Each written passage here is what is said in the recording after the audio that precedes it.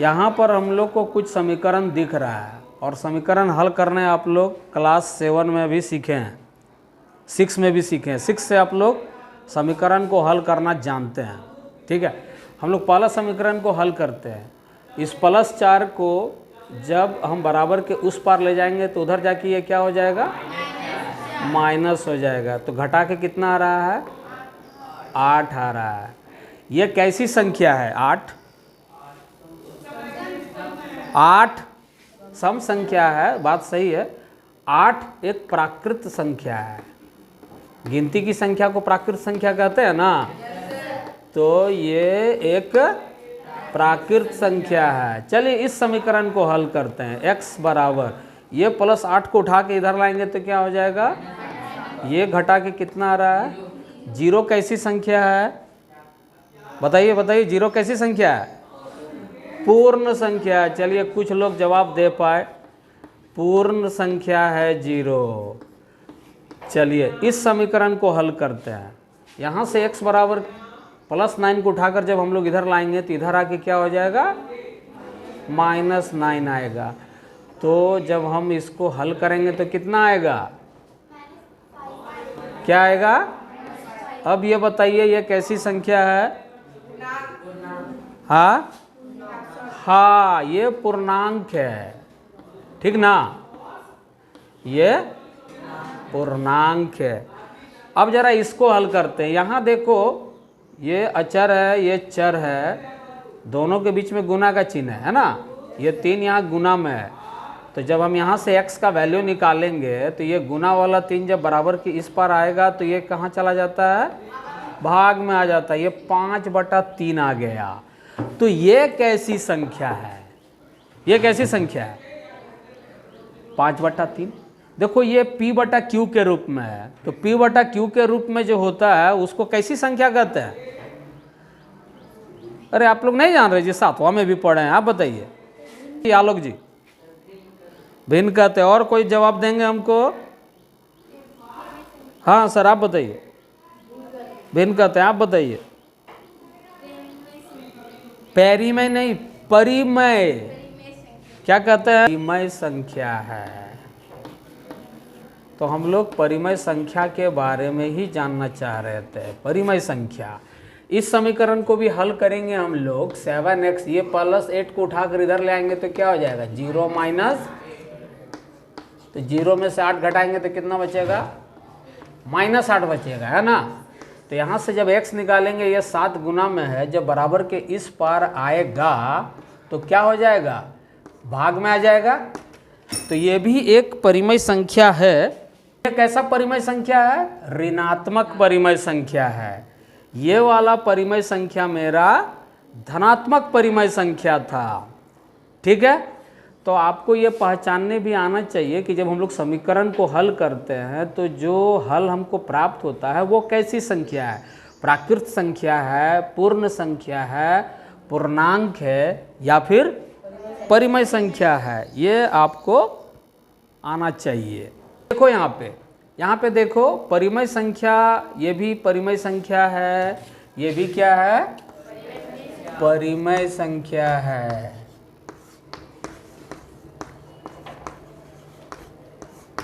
परिमय संख्या, तो ये परिमय संख्या मेरा धनात्मक है और ये वाली परिमय संख्या ऋणात्मक है। मतलब परिमय संख्या 2 प्रकार का होता है।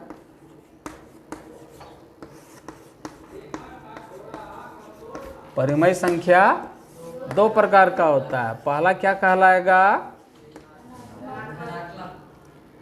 धनात्मक परिमय संख्या,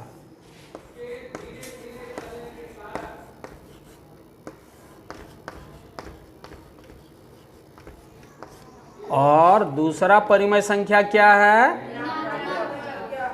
ऋणात्मक परिमय संख्या।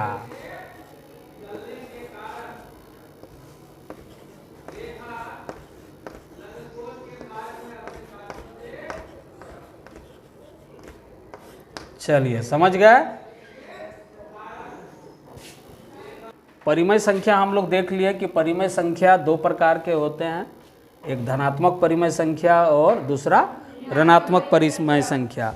तो परिमेय संख्या का परिभाषा के बारे में हम लोग बात करें तो ऐसी संख्या कौन बताएगा? परिमेय संख्या का बताइए, परिमेय संख्या किसे कहते हैं?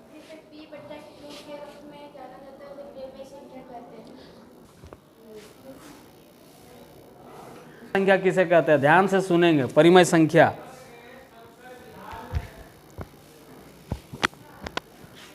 संख्या ऐसी संख्या जिसको हम लोग P बटा Q के रूप में व्यक्त कर सकें और जहां Q जीरो ना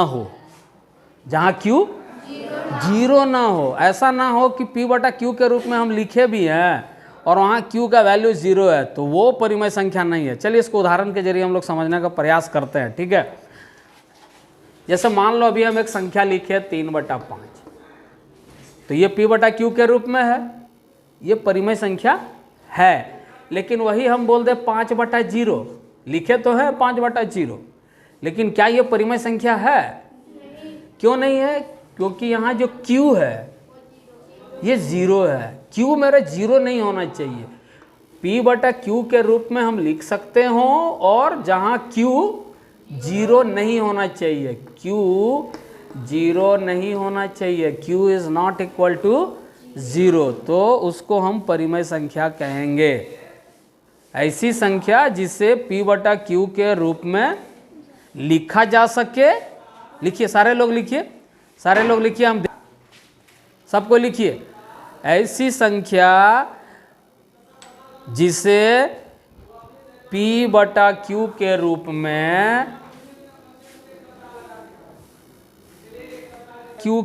में लिखा जा सके और जहां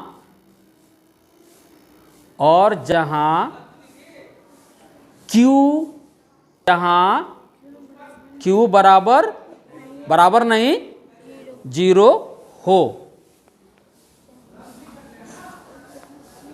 जहां Q बराबर नहीं जीरो, Q is not equal to zero हो। परिभाषा क्या हो गई तब? ऐसी संख्या जिसे P बटा Q के रूप में लिखा जा सके और जहां Q is not equal to zero हो, परिमेय संख्या कहलाती है। तो परिमेय संख्या का कुछ उदाहरण आप देख रहे हैं यहाँ पे, जैसे 4/5 -3/2, 4/-5 -5/7 -3/-8।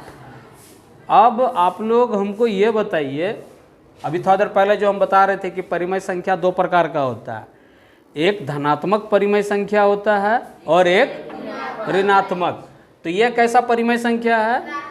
धनात्मक परिमेय संख्या। ये कैसा है? ऋणात्मक परिमेय संख्या। ये कैसा है? ऋणात्मक परिमेय संख्या है। ये कैसा परिमेय संख्या है? ये ऋणात्मक परिमेय संख्या नहीं है। जब अंश और हर दोनों ऋणात्मक हो तो आप समझ लीजिए कि ये धनात्मक परिमेय संख्या है। ये कैसा संख्या है? हाँ, ये धनात्मक परिमेय संख्या है। ये ऋणात्मक है, ये ऋणात्मक है, ये ऋणात्मक है और ये भी धनात्मक है। ये और ये दोनों धनात्मक है। जब अंश और हर में से कोई एक ऋणात्मक होगा, ध्यान से सुनेंगे, जब अंश और हर में से कोई एक ऋणात्मक होगा तो वो वाला परिमेय संख्या ऋणात्मक परिमेय संख्या कहलाएगा। पर यदि दोनों के दोनों अंश और हर दोनों मेरा ऋणात्मक है तो वो वाला परिमेय संख्या धनात्मक होगा। और जहाँ अंश और हर दोनों धनात्मक है तो भी वो परिमेय संख्या धनात्मक ही होगी। समझ गए? हम आप लोग से पूछेंगे परिमेय संख्या किसे कहते हैं। चलिए सबसे पहले परिमेय संख्या, नाम बताइए अपना। रौनक जी, चलिए थोड़ा आपके पास आते हैं। हाँ रौनक, बताओ परिमेय संख्या किसे कहते हैं? ऐसी संख्या जिसे P बटा Q के रूप में लिखा जा सके और Q, ठीक है, बोलिए बोलिए। डरिए मत। क्यों बराबर नहीं जीरो हो उसे उसे परिमेय संख्या वो परिमेय संख्या कहलाती है। जैसे 4/5, -3/5, ठीक है ठीक है, 8 बटा। चलिए चलिए ठीक है ठीक है। अहम जी आप बताइए, पहले आप बटन लगाइए ऊपर का। हाँ अहम जी आप बताइए, परिमेय संख्या किसे कहते हैं? ऐसी संख्या जिसे P/Q के रूप में लिखा जा सके। और चलिए भुला गया, बढ़िए। प्रजापति जी आप बताइए, परिमेय संख्या किसे कहते हैं?